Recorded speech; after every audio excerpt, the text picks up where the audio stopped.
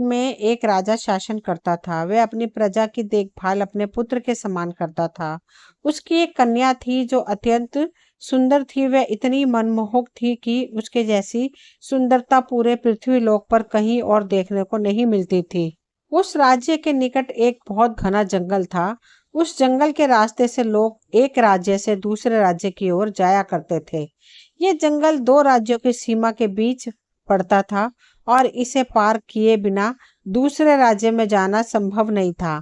जब व्यापारी एक राज्य से दूसरे राज्य की ओर जाते तो वे उन्हें उसी जंगल से होकर गुजरना पड़ता था। कुछ दिन ऐसे ही बीतते गए। एक दिन नगर में चारों ओर एक बात की चर्चा होने लगी कि जंगल के मध्य भाग में कोई अत्यंत सुंदर मैना रहती है। वे देखने में इतनी आकर्षक और मनोहर है कि लोग उसे देखकर मंत्रमुग्ध हो जाते हैं। उसका गीत इतना मधुर और सुरीला है कि लोग उसे सुनते ही रह जाते हैं। वह इतनी प्यारी आवाज में गाती है कि लोग अपने सारे कार्य छोड़कर उसका संगीत सुनने लगते हैं। ये चर्चा पूरे राज्य में फैल गई। लोग सोचने लगे कि ये मैना कहाँ से आई है और इतनी सुंदर कैसे है। उसका सौंदर्य और गायन इतना अद्वितीय है कि लोग उसके गीत के दीवाने हो जाते हैं। राज्य की राजकुमारी ने जब यह बात अपनी सखियों से सुनी तो वह सोचने लगी, अरे क्या सच में इतनी सुंदर मैना हमारे राज्य में है? वह मेरे पास क्यों नहीं आई? यह सोचकर वह अपने पिताजी के पास गई और बोली, पिताजी मुझे आपसे कुछ कहना है। राजा ने कहा, बोलो पुत्री, मैं तो तुम्हारे लिए कुछ भी कर सकता हूँ। राजकुमारी बोली, पिताजी पहले आप मुझे यह वचन दीजिए कि मैं जो भी मांगूंगी आप वह मुझे अवश्य देंगे। राजा ने मुस्कुराते हुए कहा, अरे तुम तो मेरी बेटी हो, मैं तुम्हारे लिए सब कुछ करूंगा। पहले यह तो बताओ कि तुम्हें क्या चाहिए। राजकुमारी बोली, पिताजी मैंने सुना है कि हमारे राज्य में कहीं एक बहुत ही सुंदर मैना रहती है जो बहुत मीठा और सुरीला गाती है। उसका गाना सुनकर लोग मोहित हो जाते हैं। मैं चाहती हूँ कि आप उस मैना को मेरे लिए लाएं। मैं उसे अपने कमरे में रखूंगी, उसका अच्छे से ध्यान रखूंगी और उसका पालन पोषण करूंगी। राजा ने हंसते हुए कहा, अरे सिर्फ इतनी सी बात? मैं तुम्हारे लिए वह मैना अवश्य ले आऊंगा। तुम निश्चिंत रहो। राजकुमारी बहुत प्रसन्न हुई और अपने कक्ष में चली गई। राजा को उस मैना के बारे में कुछ जानकारी थी, लेकिन उन्होंने सोचा वह तो जंगल में ही रहती है और जंगल बहुत दूर है।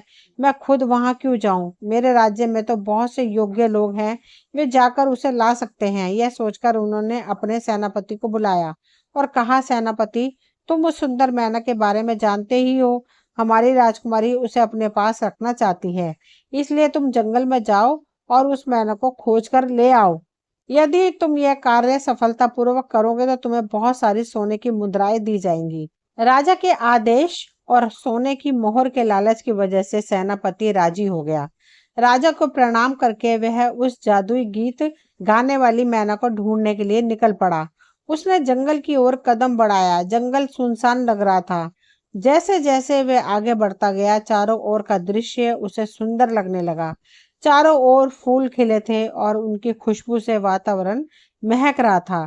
थोड़ी देर बाद उसने देखा कि एक सुंदर झरना पहाड़ों के ऊपर से धीरे धीरे नीचे बह रहा था। उसी झरने के पास एक पेड़ पर बैठी एक मैना मधुर स्वर में गीत गा रही थी। उसका गीत इतना सुंदर था कि सेनापति उसे सुनता ही रह गया। वह यह भूल गया कि वह मैना को पकड़ने आया है। वह वहीं खो गया और समय बीतता चला गया। राजा और राजकुमारी महल में बैठकर उस मैना की प्रतीक्षा करने लगे, लेकिन सेनापति अब तक नहीं लौटा। राजा चिंतित हो गया। क्या उसके साथ कुछ अनहोनी हो गई है या फिर वह रास्ता भटक गया है? कुछ दिन प्रतीक्षा करने के बाद राजा ने सोचा कि शायद सेनापति रास्ता भूलकर कहीं दूर निकल गया होगा। तब उसने अपने मंत्री को बुलाया और कहा, मंत्री जी आपको तो सब पता है, अब बताइए हमें क्या करना चाहिए। मंत्री बोला, महाराज वह मैना जो मधुर गीत गा रही है उसमें जरूर कुछ रहस्य है। अगर सेनापति अब तक नहीं लौटा तो जरूर कोई गड़बड़ी है। हमें केवल उसकी आवाज से मोहित नहीं होना चाहिए, हमें उसके पीछे की सच्चाई जाननी चाहिए। मेरा सुझाव है कि आप दो सैनिकों को वहां भेजें ताकि वे मैना को भी लेकर आए और सेनापति का भी पता लगाए। राजा को यह बात ठीक लगी। उन्होंने दो सैनिकों को बुलाया और कहा, देखो सैनिकों, तुम उस मैना के बारे में तो जानते ही हो, उसे ढूंढ कर लाओ और साथ ही यह पता लगाओ कि सेनापति कहाँ गया। उसका कोई अता पता नहीं है। सैनिकों ने कहा, ठीक है महाराज, हम अभी निकलते हैं और मैना के साथ साथ सेनापति को भी वापस लाते हैं। राजा को प्रणाम करके दोनों सैनिक निकल पड़े। वे धीरे धीरे उस सुंदर और जादुई जंगल में प्रवेश कर गए। वे इधर उधर मैना को ढूंढते रहे, लेकिन वह दिखाई नहीं दी। जैसे ही वे जंगल के बीच पहुंचे, उन्हें अचानक मैना की मधुर आवाज सुनाई दी। वे उसी दिशा में चलने लगे जहां से गीत की आवाज आ रही थी। जल्द ही उन्होंने भी वही सब देखा जो सेनापति ने देखा था। वही झरना, वही फूल, वही पेड़ और वही मैना जो मधुर स्वर में गीत गा रही थी। लेकिन सेनापति वहां नहीं दिखाई दिया। मैना का गीत सुनते सुनते वे दोनों सैनिक भी सब कुछ भूल गए और गीत में खो गए। उधर राजा और मंत्री महल में बैठकर सैनिकों की प्रतीक्षा कर रहे थे। लेकिन अब तो सेनापति के बाद सैनिक भी नहीं लौटे थे। राजा और मंत्री दोनों गहरी चिंता में डूब गए। आखिर ऐसा क्या है जो भी उस मैना को लेने जाता है वह लौट कर नहीं आता? जरूर कुछ तो गड़बड़ है। तभी राजा ने सोचा कि अब क्या किया जाए। राजकुमारी तो वही मैना चाहती थी। मंत्री ने सलाह दी, महाराज आप एक बार राजकुमारी से बात करके देखिए, वह जो चाहती है उसे आसानी से छोड़ेगी नहीं। राजा ने राजकुमारी से बात की। राजकुमारी बोली, अगर वह मैना मेरे पास नहीं आएगी तो मैं किसी से विवाह नहीं करूंगी। यह सुनकर राजा चौंक गया। ये क्या कह रही है? यह तो मेरी इकलौती संतान है। अगर यह विवाह नहीं करेगी तो राज्य का भविष्य क्या होगा? राजा चिंतित हो उठा और बोला, ठीक है, मैं कुछ करता हूँ। फिर वह कुछ सोचते हुए वहां से चला गया। राजा चिंतित हो गया कि अब आगे क्या किया जाए। उन्होंने कुछ लोगों को बुलाया और पूरे राज्य में यह आदेश देने के लिए कहा कि जो कोई भी उस जादुई मैना को मेरे सामने लेकर आएगा उसका विवाह राजकुमारी से कर दिया जाएगा। साथ ही मेरे कोई पुत्र न होने के कारण मेरे मरने के बाद में मेरे राज्य का राजा भी होगा। राज्य में यह घोषणा हो गई। जब लोगों ने यह घोषणा सुनी तो वे खुशी से नाचने लगे। सभी सोचने लगे कि यह तो कोई बड़ी बात नहीं है, वे मैना हम भी ला सकते हैं। हमारे बीच कोई तो होगा जो राजकुमारी से विवाह करेगा और वह हम ही होंगे। इस तरह सभी लोग एक एक करके राजा के पास गए और राजा ने उन सबको जादुई मैना लाने के लिए भेज दिया। उससे पहले एक सुंदर युवक आया और वह मैना को लाने के लिए निकल पड़ा। चलते चलते वह जंगल में घुस गया। वहां उसने उस मैना का मधुर संगीत सुना और उसमें खो गया। फिर किसी को नहीं पता कि उसके साथ क्या हुआ। वह वापस नहीं लौट पाया। फिर दूसरा व्यक्ति गया, फिर तीसरा, फिर चौथा। ऐसे करते करते राज्य के आधे लोग जादुई मैना को लाने निकल पड़े, क्योंकि राजकुमारी और राज्य दोनों एक साथ मिल रहे थे। लेकिन बात यह थी कि कोई भी उस मैना को नहीं ला पाया। उसी राज्य में 3 मित्र रहते थे। वे आपस में बातें कर रहे थे, हमें भी एक बार अपने भाग्य की परीक्षा करनी चाहिए। क्या पता हम तीनों में से कोई उस मैना को लेकर आ जाए तो राजकुमारी हमारी हो जाए और हम इस राज्य के राजा बन जाएंगे। यह सोचकर तीनों राजी हो गए। तीनों में से एक मित्र जादुई मैना को लाने निकल पड़ा, लेकिन जैसा बाकी लोगों के साथ हुआ था वैसे ही उसके साथ भी हुआ। वह भी उधर ही रह गया और वापस नहीं आया। फिर दूसरा मित्र गया, लेकिन वह भी अपने मित्रों के साथ वही रह गया। अब केवल तीसरा और अंतिम मित्र बचा था। वह बहुत ही सुंदर और तेजस्वी युवक था। उसने सोचा, क्या मेरे दोनों मित्र वही रह गए? ऐसा कैसे हो सकता है? उसने राजा से जादुई मैना को लाने की अनुमति मांगी और निकल पड़ा। वह धीरे धीरे जंगल की ओर बढ़ा। शुरुआत में जंगल साधारण लग रहा था, लेकिन जैसे जैसे वह अंदर गया वह डरावना होता गया। जब वह जंगल के बीच वाले हिस्से में पहुंचा तो उसे एक सुंदर सी जगह दिखाई दी। एक झरना पहाड़ों से नीचे बह रहा था। पानी बेहद साफ था। वहां मछलियां तैर रही थी। चारों ओर फूल खिले हुए थे, खुशबू फैली हुई थी। एक सुंदर पेड़ पर वह जादुई मैना बैठी थी, जो अपनी मधुर गीत में गा रही थी। उसके गीत को सुनकर युवक मंत्रमुग्ध हो गया। इतना सुंदर गीत उसने पहले कभी नहीं सुना था। जैसे ही मैना का गीत समाप्त हुआ, युवक ने एक सुंदर सा गीत गाया।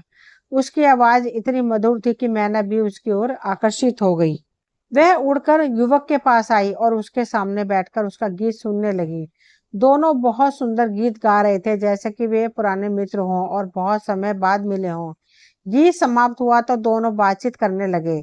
मैना ने कहा, अरे तुम तो बहुत सुंदर गीत गा रहे हो। तुम्हारे जैसा सुंदर गीत मैंने आज तक नहीं सुना। यहाँ बहुत सारे लोग आए थे, लेकिन किसी ने भी इतना सुंदर गाना नहीं गाया। यह सुनकर युवक ने कहा, सच में तुम्हें मेरा गीत पसंद आया? मुझे तो याद भी नहीं था कि मैं स्वयं इतना सुंदर गीत गा सकता हूँ। सच में तुम्हारे कारण ही मैं अपने अंदर की प्रतिभा को जान पाया हूँ। युवक ने चारों ओर ध्यान से देखा। वहां बहुत सारे लोग पत्थर बन चुके थे। उन लोगों में उसके दो दोस्त भी थे। यह देखकर वह आश्चर्यचकित हो गया। युवक ने मैना से पूछा, यह सब लोग पत्थर कैसे बन गए हैं?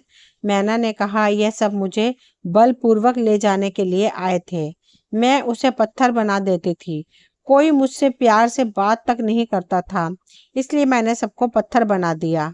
तभी युवक ने कहा, अब तो हम दोनों मित्र बन गए हैं। क्या तुम इन सबको पत्थर से मुक्त कर सकती हो? अगर तुम यह कर दो तो यह मेरे लिए बहुत ही अच्छा होगा। यह सुनकर मैना ने कहा, क्यों नहीं मित्र, मैं अभी सबको मुक्त कर देती हूँ। यह कहकर उसने उन मूर्तियों को चारों ओर से 3 बार चक्कर लगाकर देखा और सभी लोग पत्थर से मुक्त होकर फिर से इंसान बन गए। सब लोग को यह जानकर आश्चर्य हुआ कि इस युवक की वजह से ही वे फिर से इंसान बन पाए। सभी ने युवक को धन्यवाद दिया और वहां से चले गए। अब वहां सिर्फ एक युवक, मैना और उसके 2 मित्र रह गए। मैना ने पूछा, मित्र तुम सब यहाँ क्या करने आए थे? तभी युवक ने कहा, मित्र हम राजकुमारी के आदेश पे तुम्हें पकड़कर राजमहल में ले जाने आए थे। अगर हम तुम्हें लेकर राजकुमारी को सौंप देते तो राजा हमारी शादी राजकुमारी से करवा देता। यह सुनकर मैना ने कहा, तो ठीक है, मुझे तुम ले चलो, मैं तुम्हारे लिए यह करने को तैयार हूँ। फिर वह जादुई मैना युवक के कंधे पर बैठ गई। तीनों राजमहल की ओर चल पड़े। रास्ते में युवक को बहुत भूख लगी। उसने अपने दोनों मित्रों से कहा, मित्रों मैं यहाँ बैठता हूँ, तुम हमारे लिए कुछ खाने को ले आओ। दोनों मित्र फल लाने के लिए वहां चल पड़े। तभी जादुई मैना ने कहा, मित्र हर इंसान के भीतर कोई ना कोई लालच अवश्य होता है। क्या पता तुम्हारे दोनों मित्र राज्य के लालच में आकर तुम्हारे साथ कुछ गलत कर दें। फिर उसने एक जादुई अंगूठी निकाली और युवक को देते हुए कहा, यह है जादू अंगूठी, इसे अपने पास रखना, किसी को देना मत। जब तुम्हें जरूरत होगी यह अंगूठी तुम्हारी मदद जरूर करेगी। यह कहकर मैना ने अंगूठी युवक को दे दी और युवक ने उसे अपने हाथ में पहन लिया। इसके बाद तीनों मित्र मैना को लेकर राजमहल की ओर रवाना हो गए। रास्ते में एक मंदिर पड़ा। वह बहुत पुराना था और वहां कोई नहीं रहता था। दोनों मित्रों में से एक ने कहा, अभी बहुत समय हो गया है, क्यों ना हम आज रात यहीं विश्राम कर लें और सुबह यहाँ से चलें। सभी ने यह सोचकर मंदिर में रुकने का निर्णय लिया। जब रात हुई तो युवक के दोनों मित्र आपस में बातें करने लगे। अरे, अगर यह मैना लेकर राजा के पास गया तो वही असली वारिस बन जाएगा। वह राजकुमारी से विवाह कर लेगा और हमें भूल जाएगा। क्यों ना हम इसे मार दें और मैना को लेकर राजा के पास चले। दोनों ने यही विचार किया और रात गहराते ही युवक को एक सूखे कुएं में फेंक दिया। फिर मैना को एक पिंजरे में बंद करके वे राजमहल की ओर निकल पड़े। जब युवक ने सुबह अपनी आंखें खोली तो वे आश्चर्यचकित रह गया।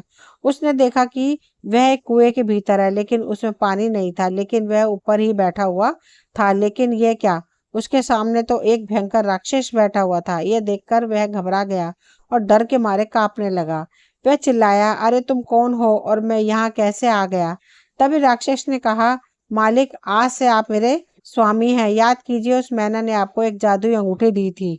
जब आपके दोनों लालची मित्रों ने आपको इस कुएं में फेंका था तो वह अंगूठी कुएं की दीवार से टकराई और उसी समय में बाहर आ गया। तभी से मैं आपका गुलाम बन गया हूँ और आप मेरे मालिक। अब आप जो कहेंगे मैं वही करूंगा। यह सुनकर युवक सोच में पड़ गया। क्या मेरे मित्रों ने मेरे साथ विश्वासघात किया? मैं तो उन्हें अपना सच्चा मित्र समझता था और उन्हें ढूंढने ही तो जंगल गया था, लेकिन उन्हें मेरे साथ ये चाल चली। युवक ने राक्षस से पूछा, अब बताओ वे दोनों कहाँ हैं? क्या उन्होंने मैना को मार दिया? राक्षस ने जवाब दिया, नहीं मालिक, वे दोनों मैना को लेकर राजा के पास जा रहे हैं। वे उसे राजा को सौंपकर राजकुमारी से विवाह करना चाहते हैं और राजा बनना चाहते हैं। यह सुनकर युवक चौंक पड़ा और बोला, क्या तुम मेरे लिए एक काम कर सकते हो? क्या तुम घोड़ा बनकर मुझे अपनी पीठ पर बिठाकर राज्य तक ले जा सकते हो? राक्षस बोला, हाँ मालिक, बिल्कुल। और वह तुरंत एक घोड़ा बन गया। युवक उस पर सवार होकर राजमहल की ओर निकल पड़ा। राजमहल पहुंचकर युवक ने देखा कि उसके दोनों मित्र मैना को राजा को सौंप दिया है और राजा ने वह मैना राजकुमारी को दे दी। राजकुमारी ने उसे अपने कमरे में रख लिया था। तभी राजा ने दोनों मित्रों से पूछा, तुम दोनों में से मैना कौन लाया? दोनों के बीच झगड़ा शुरू हो गया। एक कहता मैं लाया, दूसरा कहता मैं लाया हूँ। कोई यह तय नहीं कर पा रहा था कि सच्चाई क्या है। तभी युवक वहां पहुंच गया और बोला, महाराज, जब ये दोनों कह ही रहे हैं कि मैना को लाए हैं तो क्यों ना मैना से ही पूछ लिया जाए कि वह किसके साथ आई थी। राजा ने कहा, अरे यह तो सही बात है।